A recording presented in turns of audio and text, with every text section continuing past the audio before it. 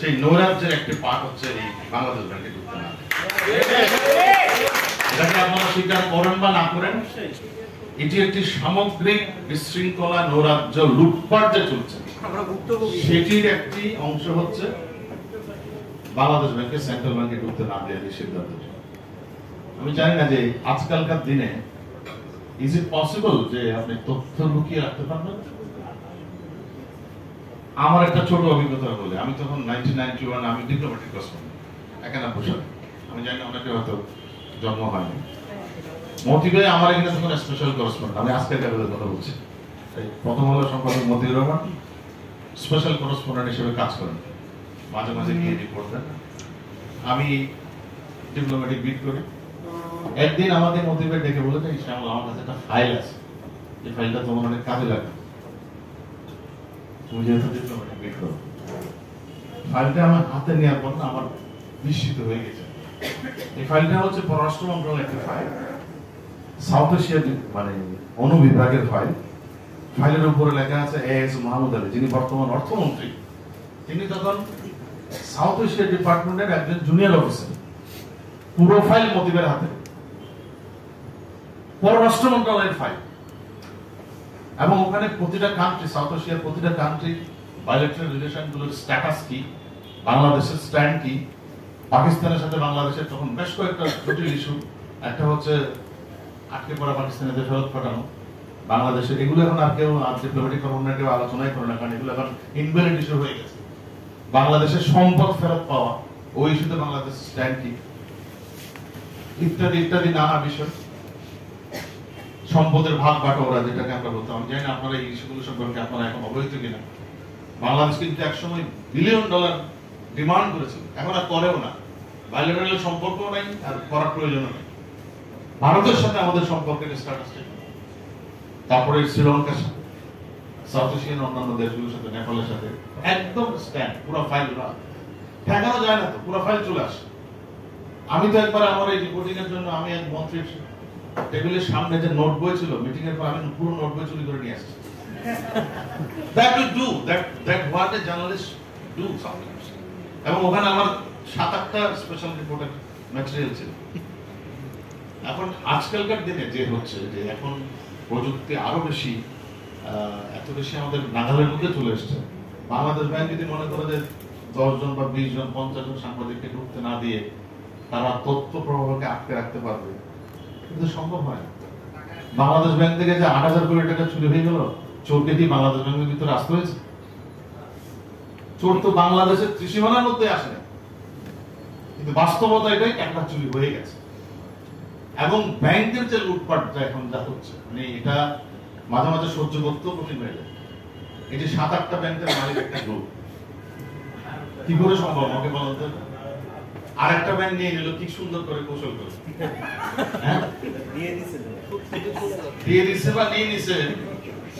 The thing is that এদের বিরুদ্ধে কথা বলা এখন কঠিন, খুবই দুর্ভাগ্যজনক ভাবে এদের বিরুদ্ধে কথা বলা কঠিন। এই কারণেই বলছি, যাদের বিরুদ্ধে কথা বলবেন তারা আবার মিডিয়ারও মালিক, তাদের পত্রিকা আছে, তাদের টেলিভিশন আছে, তাদের অনলাইন আছে।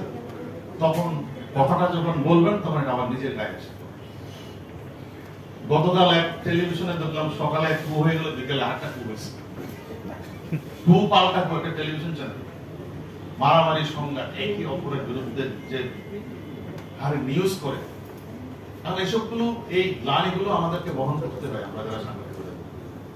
এবং আমি মনে করি যে এখন এই স্টেজে আমি আপনাদের এই ইকোনমিক রিপোর্টার ফোরাম অনুরোধ জানাবো। ইআরএফ একটা অত্যন্ত প্রেস্টিজিয়াস অর্গানাইজেশন, বাজারে কিন্তু আপনাদের যথেষ্ট সুনাম আছে। এই সুনামটি অব্যাহত রাখার জন্য আপনারা কিছু জোরালো কর্মসূচি দেন। একদিকে কর্মসূচিও থাকবে, একদিকে ডায়ালগও চালানো। দরকার হলে আপনারা তথ্যমন্ত্রীকে একটা স্মারকলিপি দেন, মিছিল করে দিয়ে। এটা একটা ডেমোক্রেটিক কান্ট্রি, আপনারা প্রতিবাদ করতে পারবেন না কেন? প্রেস ক্লাবের সামনে মুখে কালো কাপড় বেঁধে প্রতিবাদ করুন, আমরাও সেখানে জয়েন করবো।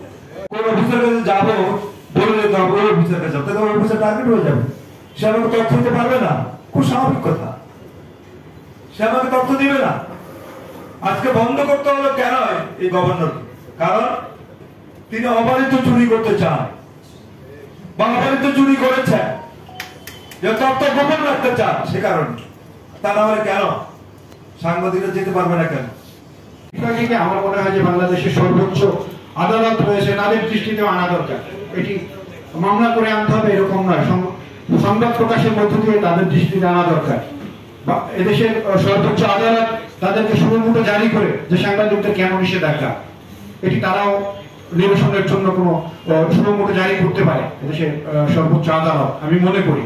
কারণ এটি এদেশের ভাগ্যের সাথে সম্পৃক্ত ব্যাংক। বাংলাদেশ ব্যাংকে আমাদের সংবাদ সংগ্রহ এবং সংবাদ পরিবেশনার ক্ষেত্রে বাধা দেওয়া হচ্ছে এবং অনেকেই প্রসঙ্গটি তুলেছেন, প্রসঙ্গটি বলেছেন। এখন যেটি আমার মনে হয়েছে, আপনারা যারা সম্পৃক্ত সেই বাংলাদেশ ব্যাংক সংবাদ ঘরানার সঙ্গে, তাদের কথাবার্তায় মনে হলো যে বাংলাদেশ ব্যাংকে এমন একজন গভর্নরকে বসিয়ে দেওয়া হয়েছে যিনি আসলে হয়তো সে পদের যোগ্য নন। আপনাদের কথায় অন্তত সেটি ফুটে উঠেছে, বিশেষ করে রনি সাহেব। সেই যোগ্যতার যে মাপকাঠি, সেই মাপকাঠি অনুযায়ী তার যে প্রয়োজনীয়তা ছিল, তার যোগ্যতা, সেখানে ঘাটতি আছে বলেই তিনি হয়তো তার দুর্বলতা ঢাকার জন্য, অথবা তার যে খামতি আছে সেটি ঢাকার জন্য তিনি হয়তো সাংবাদিকদের সেখানে প্রবেশাধিকার নিষিদ্ধ করেছেন। আমরা সবাই জানি যে বাংলাদেশ ব্যাংকের মূল কাজটি কি। আমার একটু আগে রনি বলছিলেন 4-5টি কাজের কথা, এটি আমরা সবাই জানি যে কাজগুলো মূলত বাংলাদেশ ব্যাংক করে থাকে। কিন্তু সেই 4টি বা 5টি ক্ষেত্রের দিকে আমরা যদি তাকাই, তাহলে আমরা কি দেখব? এর কোনটিতে এই গভর্নরের আমলে বাংলাদেশ ব্যাংক সাফল্য অর্জন করতে পারেনি। এবং আমি খুব আশাহত হয়েছি, হতাশ হয়েছি যে আমি একজন সাধারণ মানুষ, কোন ধরনের পূর্ব প্রস্তুতি ছাড়া, কোনো ওরিয়েন্টেশন ছাড়া, পূর্ব কোনো ঘোষণা ছাড়া ডলারের দাম 1 লাফে 60 টাকা বাড়িয়ে দিলেন। কারণটা কি? মানুষের তো একটা সহন ক্ষমতা আছে। আমি এখন বিদেশ যাব, ধরুন আমরা অনেকে ট্রাভেল করি, তাহলে আমাকে একসঙ্গে সরকারি ভাবে আপনি 60 টাকা বাড়িয়ে দিলেন, তাহলে বাইরের মার্কেটের অবস্থাটা কি দাঁড়ালো? এই জায়গাগুলো আসলে আমাদের ভাবা প্রয়োজন। আর এখন আমার যেটি মনে হয় যে সরকারের যে মূল যে জায়গাটি, অর্থাৎ মাননীয় প্রধানমন্ত্রী শেখ হাসিনা, তিনি হয়তো বিষয়টি পরিপূর্ণভাবে হয়তো এখনো অবহিত হননি, এটি আমার বিশ্বাসের জায়গা। কারণ তিনি অত্যন্ত সাংবাদিক এবং সংবাদ বান্ধব, এবং তার পিতাও তাই ছিলেন, জাতির পিতা বঙ্গবন্ধু শেখ মুজিবুর রহমান। কিন্তু এই মাঝখানে কিছু ব্যক্তি আছেন যারা পীর, আউলিয়া, দরবেশ, সেই ব্যক্তিদের সহযোগিতায়, সেই ব্যক্তিদের ইন্ধনে, সেই ব্যক্তিদের উদ্দেশ্য সাধন কল্পে সম্ভবত এই কাজটি করা হয়েছে। এটি হলো আমার একটি ধারণা। কিছু কিছু প্রতিষ্ঠানকে সেভ করার জন্য, সেই প্রতিষ্ঠান কারা সেটি আপনিও জানেন, আমিও জানি, সেগুলো পীর আউলিয়ারা চালান, দরবেশরা চালান, কোন কোন বিশেষ ব্যক্তিবর্গ চালান। সম্ভবত তাদের একটি নির্দেশনা আছে, অথবা তাদের কোনো না কোনো সম্পৃক্ততা সেখানে আছে, এটি আমি ধারণা করে থাকি। এটি হলো একটি অংশ। দ্বিতীয় অংশ, আমরা এখন কি করতে পারি? আমাদের প্রাথমিক যে কর্মকাণ্ড সেটি আমরা করেছি, আমরা দেখা করেছি, কথা বলেছি, চেষ্টা করেছি এই সংকটটি সমাধান করতে, সেটি হয়নি। তাহলে কি করার আছে? বাঙালি বীরের জাতি, বাঙালি লড়াই করে এগিয়ে যায়। আমাদেরকে লড়াইটা আরো চালিয়ে যেতে হবে। লড়াই হতে পারে দুভাবে, একটি হলো পেশাগত ভাবে, আর একটি হলো আমাদের যে শক্তি সামর্থ্য আছে সেটি ব্যবহার করে। পেশাগত লড়াইটি হতে পারে যে আমরা যদি একটু পেছনে ফিরে যাই, গত 10 বছর বা 12 বছরে আমরা বাংলাদেশ ব্যাংকের কি কি রিপোর্ট করেছি, অথবা আর্থিক সংশ্লিষ্ট খাতের কি কি রিপোর্ট আমরা করেছি, সেই রিপোর্টগুলোর ফলো আপ আমরা করতে পারি কিনা। যে আমি যে রিপোর্টটি করেছি সেই রিপোর্টটির কতটা কাজ হয়েছে, অথবা সেই জায়গায় অবস্থানই রয়েছে। এটিও এক ধরনের মনস্তাত্ত্বিক চাপের ক্ষেত্রে ভূমিকা রাখতে পারে। আরেকটি আমরা যেটি করতে পারি সেটি হলো নতুন নতুন রিপোর্ট। দরজা বন্ধ করে রাখলেই কি, দরজা খিল দিয়ে রাখলে কি দরজা বন্ধ হয়ে যায়? তারা খিল দিয়েছে, দরজা কিন্তু বন্ধ করতে পারেনি। আমার সাংবাদিক বন্ধুরা এখনো রিপোর্ট করছেন।